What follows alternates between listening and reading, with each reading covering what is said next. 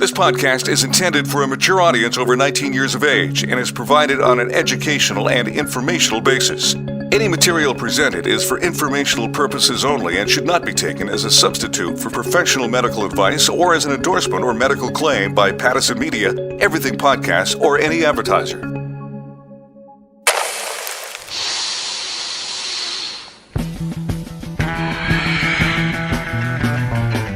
You think the whole country will legalize marijuana? Yeah. How long? 5 years, maybe. Yeah. You know, it may be quicker than that. Today on the Canadian Potcast, we talked to the Butter Baron, who used to be a black market dealer. I was working as a beer vendor in the stands. You know, who wants a beer? Who wants a beer? You want a weed cookie? Then when cannabis was first legalized, he decided to go legit, but he still kept running into the law. The idea would be to grow, process bakery items, and then sell in the court. And day one, 8 a.m., we're out of business. They shut us down because no edibles are allowed. The Butter Baron's journey from black market dealer to cannabis tourism policy advocate and campaigner is coming up.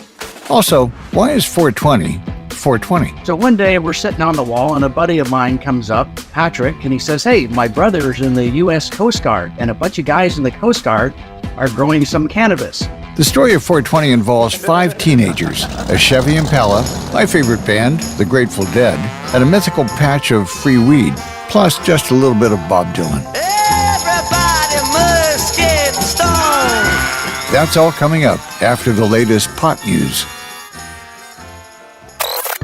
With the pot news, I'm Jake Coburn. Ontario Cannabis Store is changing its pricing structure starting in September.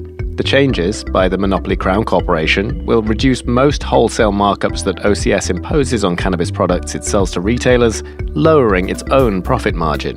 The legal industry has had a rough ride this year, so it's hoped this will be a boost to cannabis producers and retailers. Currently, the OCS markup adds about 31% to the cost of cannabis. The move will reduce it to between 23 and 25%, depending on the product.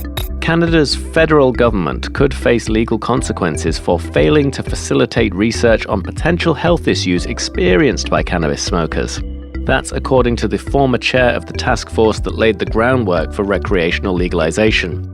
Anne McClellan was also the federal health minister from 2002 to 2003, and she told the Globe and Mail newspaper that those potential lawsuits could still be a decade away, so there is time to rectify that.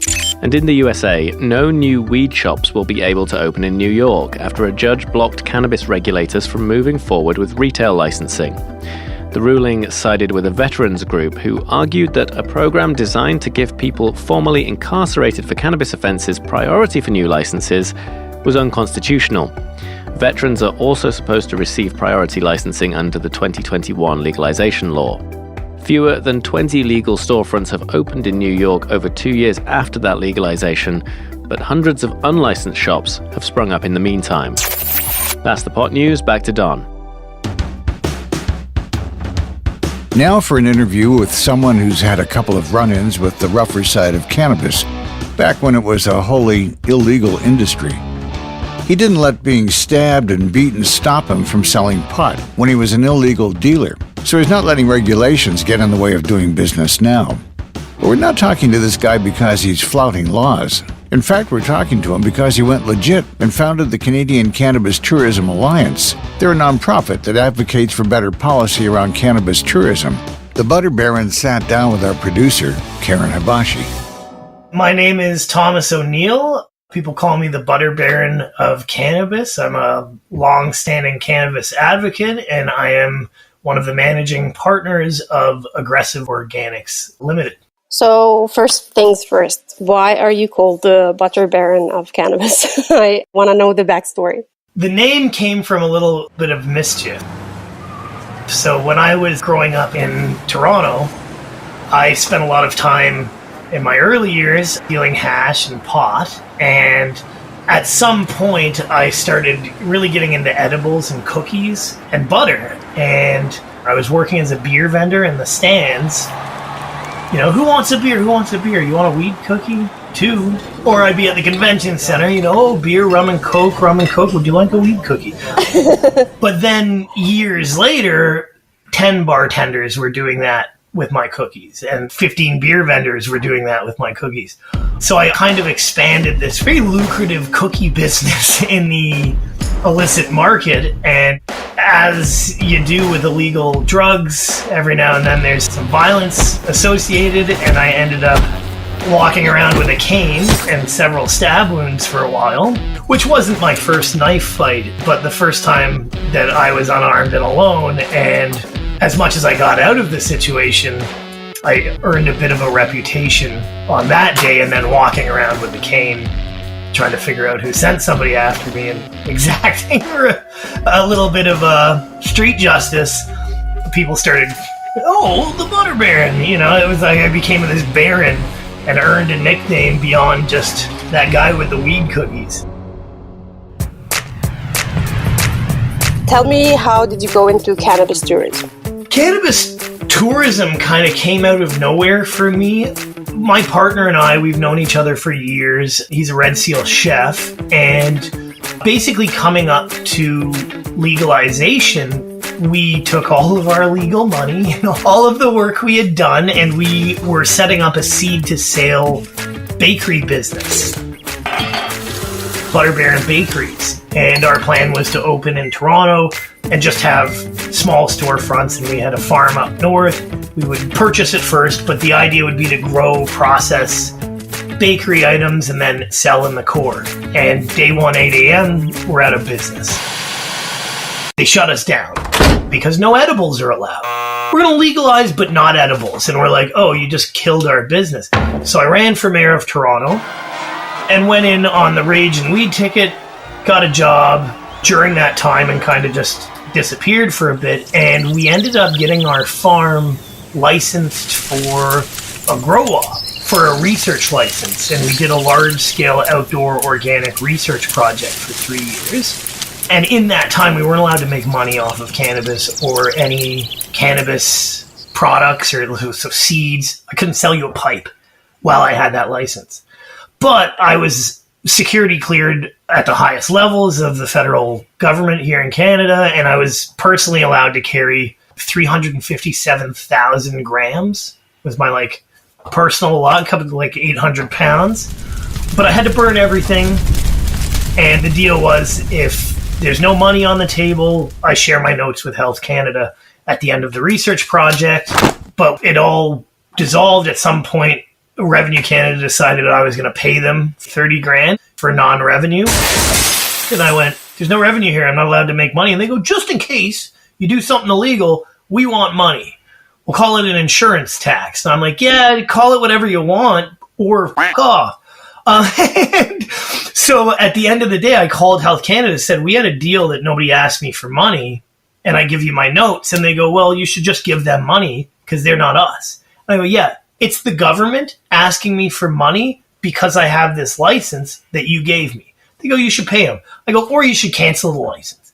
Cancel the license, and we're good. And then, they did. Okay, fine. And the next day I applied for an ACMPR license for that property. Well, for mine, and then somebody else applied for that property. So we're still kind of allowed to grow quite a bit, not as much as we used to, but the majority of the heavy lifting is done on the research we were doing. So now we can just do the smaller scale projects, but we can operate. So March 25th, we relaunched Aggressive Organics, and as much as, 3 years ago, I was looking for $2 million startup to buy a farm and build a farm gate cannabis restaurant. Edibles weren't allowed, so we were like, what are we going to do here? And we just ignored it. Now we're looking at it, but that same property 3 years later is $4.5 million instead of $1 million. And it's going to be even more expensive, add 30-40% to the price of restoring it. So we're like, screw that, we're out of this. And we just went mobile. And we tacked on basically cannabis beverage service, so canna-mixology, event planning, canna bars, and then infused dining. And we just tacked that on to an already existing catering company that my partner runs. He's like, oh yeah, we'll just put in cannabis offerings. And that's it. So then we kind of sat there and went, what industry are we in? Right? And we looked around and went, we're not in cannabis. I'm not touching the product. My company can't touch it. We're not doing anything with it. We're not selling it. And when I do an event for you, you would basically hire me to come and you would buy your cannabis, hand it to me. I would prepare it for your guests and then serve it. So it's a service. So when we looked at it, our company is really in that hospitality area. And the more I started getting into that on LinkedIn and talking about it, the more people I met that had these tourism models for their cannabis businesses across Canada. And I met Dr. Susan Dupé, who is a cannabis researcher attached to the University of Guelph. And she said, hey, we're starting this thing. Maybe you can come in and make a bit of sense of it. You seem to be a crazy dude that gets it. So I went in and there was this team of really interesting individuals working on cannabis tourism. And we basically sat down and created the Canadian Cannabis Tourism Alliance. That was about a year and a half ago. Now we're at like 70 members, each representing a different business, each a tourism-based business, so hospitality, travel, tourism. That's kind of what people are doing. So you have hotels. Mary Jane Manor is part of our membership. High B&B. Companies like this, they're all looking for like this, how do we fit into it? And it is this broader concept of tourism. It's these models that can work towards influx of tourism, whether it's domestic or international. So what we found is we had a lot of powerful friends too, right? So once we came in and we're like, hey, we're doing this tourism thing, hotels and restaurant groups started getting interested and going, oh, what are you building over there? You're like, is this our entry point? And you're like, yes, it is. So, recently we were in Ottawa with the Minister of Tourism, who's the Associate Minister of Economic Development. I was trying to hand the guy a joint and get a picture of him taking that. He's like, not on your life. He goes, do you know how much it is just to get a cannabis personality and take a picture with them as a minister, even a Liberal minister? He's like, you're lucky just to get the pic. But then, you found that it's like cannabis is now not just the focus of Health Canada for safety's sake. Yeah. They had 3 years to prove how unsafe it is.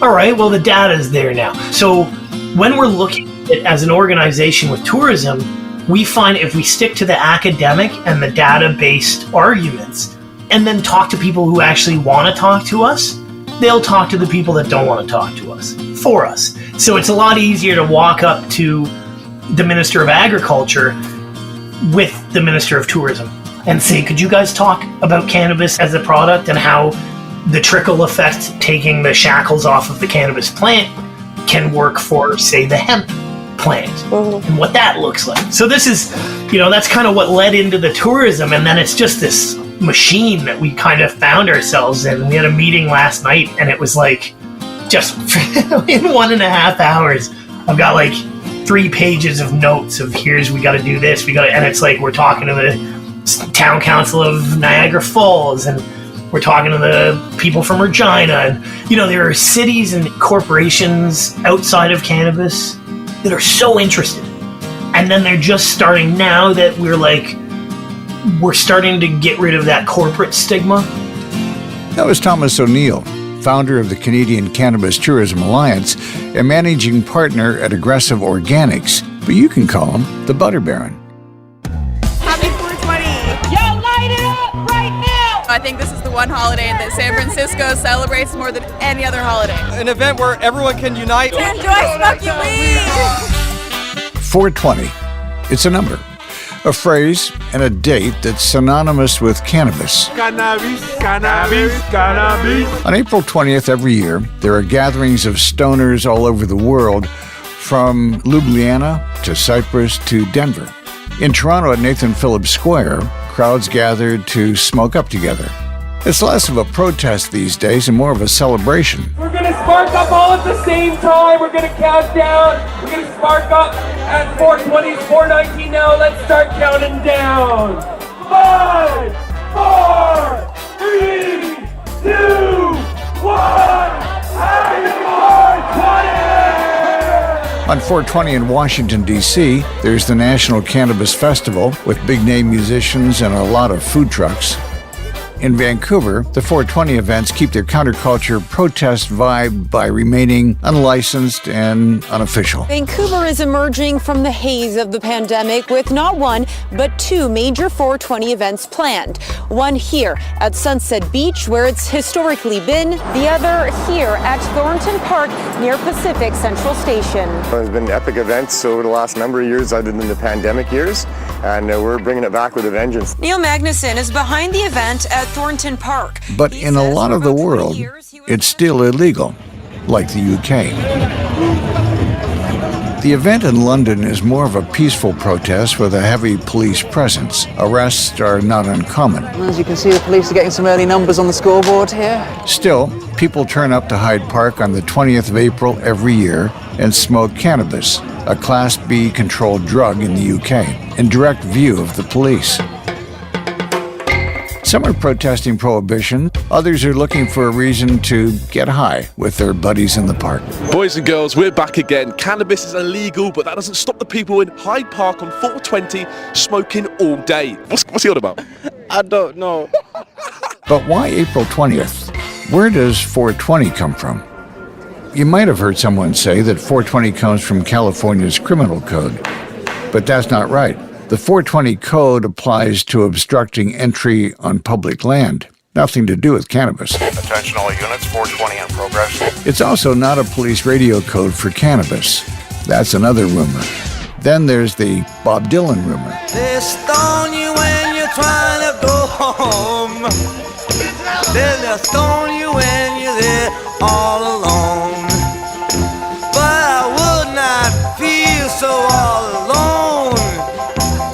Everybody must get stoned. That's Rainy Day Women number 12 and 35. If you're conspiratorially minded, you might notice that 12 multiplied by 35 is 420. But because Dylan has never said anything about that, it's likely just a coincidence. Another common one is that there are 420 chemical compounds in cannabis, but that's not true either. It's closer to 300. There are loads of other rumors too. People will claim that 27 clubbers like Jim Morrison, Jimi Hendrix, or Janis Joplin died on April 20th, but none of them did. It's been claimed that the Grateful Dead always stayed in room 420, but one of their managers has said that's not true. No, it didn't come from the Grateful Dead, but that rumor is actually kind of close to the truth. Back in 1971, we were at our high school, San Rafael High School in Marin County, Northern California, and we hung out on a wall. This is Steve Capper talking to Cheddar News with his buddy Dave Reddix. We'd sit up on that wall in the middle of campus and we'd do impressions of all the students and teachers walking by and make fun of them and try to make each other laugh. Steve and Dave were part of a group of 5 friends who hung out by a wall every day, and they called their group the Waldos. Trying to make each other laugh, our impressions of all the students and teachers walking by. Amongst our group of 5 Waldos. Waldos because they hung out by a wall naturally. The Waldos were Steve Capper, Dave Reddix, Jeffrey Noel, Larry Schwartz, and Mark Ravitch. So one day we're sitting on the wall and a buddy of mine comes up, Patrick, and he says, hey, my brother's in the U.S. Coast Guard, and a bunch of guys in the Coast Guard are growing some cannabis. And for some reason, they think that their commanding officer is going to bust them. And they don't want to get busted. So they decided to let us pick the patch, that they would abandon it. We could pick the patch. They made us a map of where to get the pot. And it was out in Point Reyes National Seashore. And for 5, 16-year-old boys, this was a no-brainer. Free weed, come on. The boys decided they would go search for this patch of weed after school. There was a statue of the French chemist Louis Pasteur. That was the location where they'd meet. But they couldn't meet as soon as class ended. This group of stoners were also doing extracurricular activities, and some were even athletes. So they had to wait for everyone to finish up for the day. The time they could meet? 4:20 p.m. We decided to meet at 4:20. We got high there, then we hopped in Steve's 66 Chevy Impala, and we headed out on our search.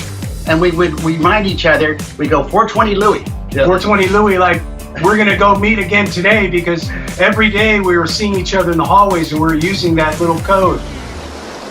So the guys headed out to find the patch near a small U.S. Coast Guard base. So there was a small Coast Guard base, basically lighthouse tenders is what they were. The intrepid, stoned adventurers searched for this mystical patch of free weed, but they didn't find it.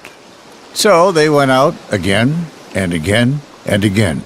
We'd go every week. About the fourth week, we just dropped Louie, and we just see each other in the halls, and we go 420, and we smile. So Louie was dropped. Sorry, Louie. But the Waldos never did find that cannabis El Dorado, but that really didn't matter. Steve told the High Times that they had fun adventuring anyway, and 420 stuck as the code for let's get high after school and go on an adventure. After they stopped searching for the cannabis patch, they continued adventuring. They'd meet at the appointed location at 420, smoke some weed, and head out to the forest and mountains of Marin County, just north of San Francisco. But they were still just 5 stoners saying 420 to each other. So how did that number, that phrase, bust out of their little bubble? That's where the Grateful Dead come in. Dave Reddick's one of the 2 Waldos you've been hearing about. Well, his older brother happened to be good friends with Phil Lesh. If you're a Deadhead, you'll know that name. Phil Lesh is the bassist for the Grateful Dead, and Dave Reddick's brother introduced them, and Dave became his roadie. So Dave Reddick's, a Waldo, was touring around the U.S. and the world with one of the most influential psychedelic bands of all time. And all along, he's using 420 to mean smoking weed. Today, the Waldos are all still friends. They've launched a website, 420waldos.com, with pictures of things like their old 420 flag, notes and letters that reference 420, that kind of thing. They've also launched their own brand of cannabis vapes. And if you look around, some of their old school friends dispute who originally said that phrase, 420. Memories can be fuzzy 50 years later. In the attics of my life, especially if you smoke a lot of pot. full of cloudy dreams unreal. The spirit of our code was just to have fun, because the Waldos were all funny guys, and we enjoyed having fun and making fun, but not in a mean way. So the spirit of 420 was friendship, fun, and kindness. So perhaps I don't really mind if the origin of 420 is at least a little hazy. Those were hazy days, after all.